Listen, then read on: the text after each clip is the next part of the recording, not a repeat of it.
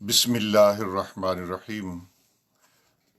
قرآن حکیم کا پارہ نمبر 15، اس میں بڑے اہم مضامین بیان ہوئے ہیں اور چند ایک مضامین کا ہم تذکرہ کریں گے۔ مثلاً اس پارے کا آغاز واقعہ معراج سے ہوا۔ یہ نبی اکرم صلی اللہ علیہ وسلم کا بہت بڑا معجزہ ہے۔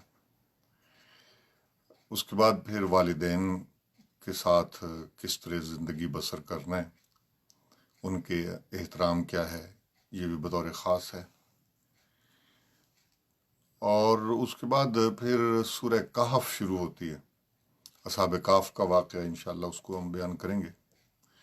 اور اس کے بعد پھر آخر میں حضرت موسیٰ علیہ السلام اور حضرت خضر علیہ السلام کا واقعہ، وہ 15ویں پارے سے شروع ہو کر 16ویں پارے میں جاتا ہے۔ آئیے برکت کے لیے شروع کرتے ہیں۔ بسم اللہ الرحمن الرحیم۔ سبحان الذی اسریٰ بعبدہ لیلا من المسجد الحرام الی المسجد الاقصی الذی بارکنا حولہ لنریہ من آیاتنا انہ هو السمیع البصیر۔ پاک ہے وہ اللہ جس نے اپنے بندہ خاص محمد مصطفیٰ صلی اللہ علیہ وسلم کو قلیل حصہ رات میں مسجد حرام سے مسجد اقصی تک سیر کرائی۔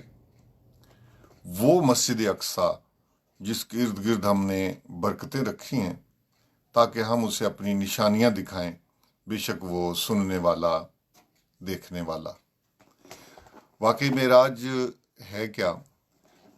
نبی اکرم صلی اللہ علیہ وسلم نے مکہ مکرمہ میں دین اسلام کی دعوت دی۔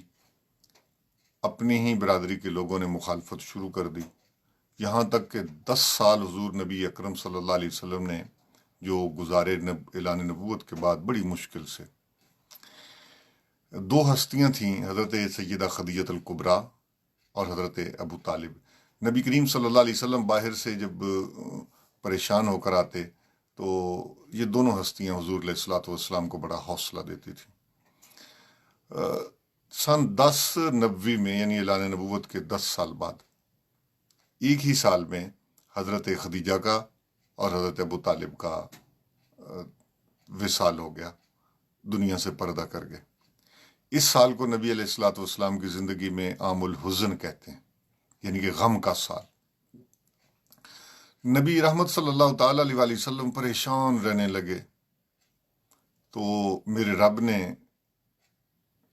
اپنے پیارے حبیب علیہ الصلوۃ والسلام کو ارشاد فرمایا کہ ان اللہ مشتاق الی لقائک۔ میرے محبوب، کیا ہوا؟ یہ 2 ہستیاں چلی گئیں، میں تیرا رب تو ہوں نا، اب آ تجھے وہ مقام عطا کروں جو کائنات میں نے کسی کو عطا نہیں کیا، اور یہ نبی علیہ السلام کے معجزات میں سب سے بڑا معجزہ ہے۔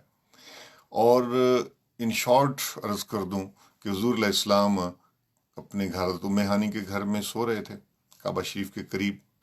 جبریل امین 70,000 فرشتوں کو لے کے آتا ہے اور نبی علیہ السلام کا سینہ اقدس چاک کرتا ہے، آب زمزم سے دھوتے ہیں۔ پھر قرآن حکیم نے جو ہم نے آیت کریمہ پڑھی کہ اسریٰ بعبدہ، سیر کرائی اپنے بندے کو۔ یہاں سے سیر شروع ہوتی ہے کعبۃ اللہ سے، کہاں تک؟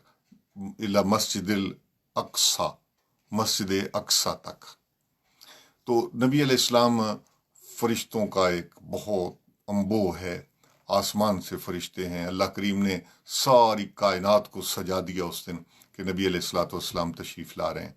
جو حضور علیہ السلام یہاں سے چلتے ہیں، راستے میں جبریل امین حضور کو بتاتے جاتے ہیں یہ فلان جگہ ہے، فلان جگہ ہے، یہاں تک حضور کہتے ہیں کہ مررت بقبر موسیٰ وہو قائم یصلی فی المحراب، میں موسیٰ علیہ السلام کی قبر کے قریب سے گزرا، وہ اپنی قبر کے اندر کھڑے ہو کر نماز پڑھ رہے تھے۔ یہاں تک حضور بیت المقدس پہنچے، اور بیت المقدس میں 1,24,000 کم و بیش جتنے انبیاء کرام ہیں ان کو حضور نے امامت کرائی، سید الانبیاء بنے۔ اور حضور کہتے ہیں کہ ثم رفع بنا الی السماء، پھر یہاں سے آسمان کی طرف حضور تشریف لے گئے۔ نبی علیہ الصلوۃ والسلام نے 7 آسمان ان کو چیرتے ہوئے آگے نکل گئے، جنت کو دیکھا، دوزخ کو دیکھا، یہاں تک کہ لامکان تک پہنچ گئے۔ اور لامقام وہ جگہ ہے کہ جس کے بعد کوئی مکان کا تصور ہی نہیں. جبریل امین بھی وہاں جا کر رک جاتے ہیں، اور پھر حضور نبی علیہ الصلوۃ والسلام اپنے رب سے وہاں پہ جو خاص جو تجلیات تھیں ان میں محو ہو گئے، اور نبی کریم صلی اللہ تعالیٰ علیہ وآلہ وسلم نے اپنے رب کو اپنی ان ظاہری آنکھوں کے ساتھ دیکھا، اور حضور علیہ الصلوۃ والسلام کا علم اپنے کمال پر پہنچا، روحانیت اپنے کمال پر پہنچی.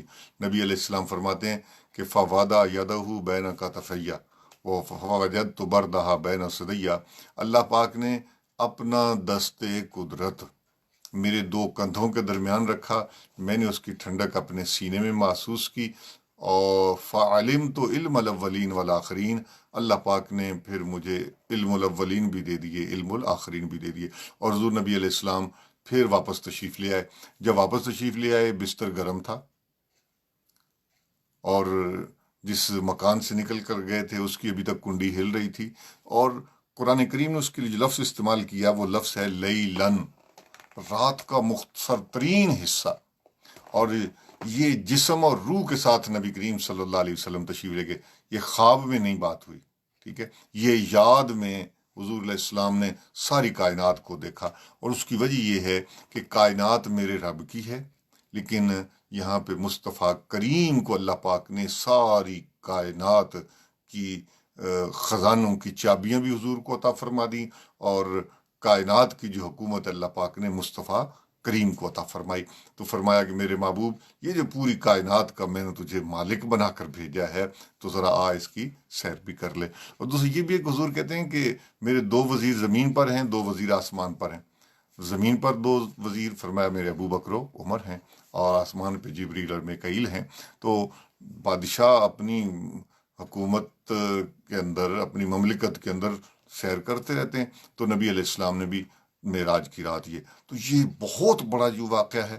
تو اس لیے قرآن کریم نے، جو کہ لوگ اس کو ماننے کے لیے تیار نہیں تھے، اس لیے قرآن کے میں جو لفظ استعمال ہوا نا وہ ایک سبحان الذی، کہ چونکہ یہ سب سے بڑا سید المعجزات ہے، تو عقل کے پجاری لوگ تو اسے ماننے کے لیے ہرگز تیار نہیں تھے. اس لیے فرمایا سبحان الذی، پاک ہے وہ اللہ جس نے اپنے بندہ خاص کو یہ سیر معراج عطا فرمائی. یعنی اللہ ہر عجز اور ہر نقص سے پاک ہے، وہ ہر بے بسی اور مجبوری سے پاک ہے، کیونکہ وہ ہر چیز پر قادر ہے. اچھا، یہ وہی اللہ ہے، وہی سبحان ہے جس نے حضرت سلیمان علیہ السلام کا تخت ہوا میں اڑایا، وہی سبحان ہے جس نے عیسیٰ علیہ السلام کو زمین سے اٹھایا اور دوسرے آسمان تک لے گئے.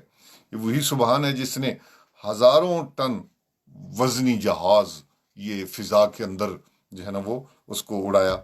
اور اسی سبحان نے زمین سے 7 گنا بڑا سورج جو ہے وہ ہوا میں روزانہ مشرق سے مغرب کی طرف گھماتا ہے. تو اگر وہ چاہے تو اپنے بندے کو، اپنے حبیب علیہ الصلوۃ والسلام کو ساری کائنات کی سیر کیوں نہ کرا دے، چونکہ وہ پاک ہے. اور پھر یہ فرمایا کہ جو مسجد اقصی ہے اس کے ارد گرد ہم نے برکتیں رکھی ہیں. یہ برکتیں کیا ہیں؟ وہاں پہ 1,00,000 انبیاء کرام نے اس کی طرف منہ کر کے نماز پڑھی ہے بیت اللہ اس مسجد اقصی کے. اور فرمایا الذی بارکنا حولہ، ہم نے اس کے ارد گرد برکتیں رکھی ہیں. مفسرین کرام اس طرف گئے ہیں کہ برکتوں سے مراد یہ کہ وہاں پہ بہت سے انبیاء کرام کے مزارات ہیں. پتہ چلتا ہے جہاں کہ اللہ کے بندوں کے مزار ہوتے ہیں وہ جگہ برکتوں والی ہو جاتی ہے. اور فرمایا کہ یہ سیر ہم نے اس لیے کرائی کہ لنریہ من آیاتنا، تاکہ ہم اپنے بندے کو جو ہے نا یہ اپنی ساری نشانیاں دکھا دیں. انہ هو السمیع البصیر، کہتے ہیں کہ بے شک وہ سننے والا، دیکھنے والا ہے. مفسرین کرام کہتے ہیں کہ یہ جو ہو کی ضمیر ہے نا، اس کا مرجع حضور کی ذات بھی ہے. اس کا مطلب یہ ہے کہ جب معراج کر لیا حضور نے، ان بلندیوں پر پہنچ گئے، تو پھر اللہ پاک نے اپنے حبیب مکرم صلی اللہ تعالی علیہ وسلم کو سمیع بھی بنا دیا، بصیر بھی بنا دیا. تو یہ میرے کریم آقا صلی اللہ تعالی علیہ وآلہ وسلم کی ایک بہت بڑا یہ ایک معجزہ تھا جو حضور کو اللہ پاک نے عطا فرمایا. اس کا بطور خاص تذکرہ کیا یہاں پہ، ٹھیک ہے. تو حضور نبی کریم صلی اللہ، اور اس کے بعد پھر ایک بڑا اور اہم موضوع آتا ہے، وہ رب کہتا ہے وَقَضَىٰ رَبُّكَ، یہ آیت نمبر ہے 23 سورہ بنی اسرائیل کی. وَقَضَىٰ رَبُّكَ أَلَّا تَعْبُدُوا إِلَّا إِيَّاهُ وَبِالْوَالِدَيْنِ إِحْسَانًا، اور تمہارے رب نے حکم فرمایا ہے کہ اس کے سوا کسی کی عبادت نہ کرو، اور والدین کے ساتھ بھلائی کرو۔ اگر تمہارے پاس ان دونوں میں سے کوئی یا دونوں بڑھاپے کو پہنچ جائیں تو انہیں اف تک نہ کہو، انہیں مت چھڑکو، اور ان سے نرمی کی بات کرو، اور ان کے لیے رحمت کے ساتھ اطاعت کے پر بچھا دو، اور دعا کرو، اے میرے رب ان پر رحم فرما جیسے انہوں نے مجھے بچپن میں رحمت سے پالا تھا۔ ربکم عالم بما فی نفوسکم، تمہارا رب خوب جانتا ہے جو تمہارے دلوں میں ہے۔ تو یہاں پہ یہ حکم دے دیا گیا کہ سب سے بڑا جو رب کی عبادت کے بعد کام ہے وہ ہے والدین کی خدمت کرنا اور والدین کی اطاعت کرنا، اور جب بوڑھے ہو جائیں پھر تو بہت ضروری ہو جاتا ہے۔ نبی اکرم صلی اللہ تعالیٰ علیہ وآلہ وسلم کا ایک ارشاد گرامی ہے، فرمایا اس شخص کی ناک خاک آلود ہو جو میرا ذکر سنے اور مجھ پر درود نہ پڑے، اس شخص کی ناک خاک آلود ہو جو والدین کو بڑھاپے میں پائے اور ان کی خدمت سے جنت نہ کمائے، اور اس شخص کی ناک خاک آلود ہو جائے جو ماہ رمضان کا احترام نہ کرے اور یوں جنت حاصل نہ کر سکے۔ آج حضرت امام حسن رضی اللہ عنہ کا دن بھی ہے، 15 رمضان المبارک، تو ان کی سے ایک حدیث پاک بھی سنتے جائیے والدین کے حوالے سے۔ لفظ اف سے کم تر کلمہ اظہار ناپسندیدگی ہے، اگر اس سے بھی کم تر کوئی لفظ ہوتا تو اسے بھی اللہ والدین کے لیے کہنے سے منع فرما دیتا، یعنی کہ صرف اف کا کلمہ بھی اپنے والدین سے بندہ نہیں کہہ سکتا۔ تو اللہ پاک نے والدین کے حوالے سے فرمایا حضور نے کہ جس نے اپنے والد کو تیز نظر سے دیکھا وہ اپنے والد کا فرما بردار نہیں ہے، بلکہ نافرمانی والدین جیسے گناہ کبیرہ کا مجرم ہے جس نے سخت لہجے کے ساتھ اپنے والد سے بات کی، جو سخت نظر سے بھی اس کو دیکھا۔ اس طرح جو ہے وہ حضرت بریدہ رضی اللہ تعالیٰ عنہ کہتے ہیں کہ ایک شخص اپنی والدہ کو کندھے پہ اٹھا کر کعبہ کا طواف کرا رہا تھا۔ وہ رسول اللہ سے پوچھنے لگا، یا رسول اللہ کیا میں نے والدہ کا حق ادا کر دیا؟ آپ نے فرمایا تمہاری ولادت پر تمہاری ماں نے جو درد کے جھٹکے برداشت کیے تھے، ہو سکتا ہے ان میں سے کسی ایک جھٹکے کا حق ادا ہو گیا ہو۔ اللہ اکبر۔ یہ کہ ساری زندگی والدین کی خدمت اگر بندہ کرتا رہے تو پھر بھی والدین کا حق ادا نہیں ہو سکتا ہے۔ حضرت عبداللہ ابن عباس رضی اللہ عنہ کہتے ہیں کوئی فرمانبردار بیٹا جب اپنے والدین کو نظر رحمت سے دیکھتا ہے تو اللہ تعالیٰ اسے ہر نظر پہ ایک مقبول حج کا ثواب عطا فرماتا ہے۔ صحابہ نے عرض کی دن میں اگر 100 بار دیکھے، آپ نے فرمایا اللہ کی رحمت اس سے بڑی ہے، اس سے بڑی ہے۔ یہ بھی مروی ہے کہ رسول اللہ صلی اللہ علیہ وسلم فرمایا جب بیٹا اپنے والد کو دیکھ کر مسرور ہوتا ہے، خوش ہوتا ہے، تو اسے ایک غلام آزاد کرنے کا ثواب عطا کیا جاتا ہے۔ صحابہ نے یا رسول اللہ خواہ وہ دن میں 360 بار دیکھے، ان جتنے ایک برس میں دن ہوتے ہیں، رسول اللہ فرمایا اللہ اس سے بھی بڑا ہے۔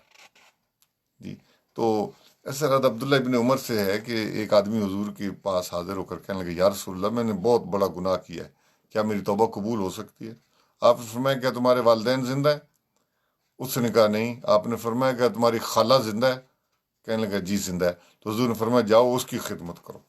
جی تو یہ والدین کی خدمت کرنا اس کا ہمیں حکم دیا گیا۔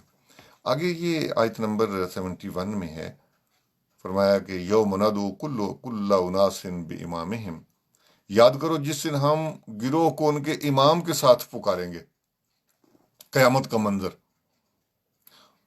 فمن اوتی کتابہ بیمینہ فاولئک یقرؤون کتابہم ولا یظلمون فتیلا، تو جسے اس کی کتاب دائیں ہاتھ میں دی گئی تو وہ لوگ اپنی کتاب شوق سے پڑھیں گے اور ان پر ذرا برابر ظلم نہیں ہوگا۔ تو یہ امام سے مراد کیا ہے؟ امام سے مراد بعض کہتے ہیں کہ وہ جو کتاب ہے نا وہ اس کے ساتھ ہی اس کو بلایا جائے گا کہ اپنے نامہ اعمال لے کر آ جاؤ بھائی۔ جن کو نامہ اعمال دائیں ہاتھ میں دیا جائے گا وہ بڑے خوش جائیں گے۔ اور دوسرا یہ ہے کہ جن لوگوں کے ساتھ دنیا میں تعلق ہے، جن سے آپ کو ہدایت یا گمراہی ملی ہے نا جی، اسے اسی اپنے پیشوا کے ساتھ پکارا جائے گا۔ بعض کے امام گمراہ بھی ہوں گے، جن کی غلط لوگوں سے تعلق ہے، وہ اپنے غلط دوستوں کے ساتھ، اور جن کا نیک لوگوں کے ساتھ تعلق ہے تو وہ نیک لوگوں کے ساتھ جو ہے نا وہ آئیں گے۔ قرآن کہتے وَجَعَلْنَاهُمْ أَئِمَّةً يَهْدُونَ بِأَمْرِنَا، یعنی انبیاء کو ہم نے ایسے امام بنایا جو ہمارے حکم سے ہدایت دیتے ہیں۔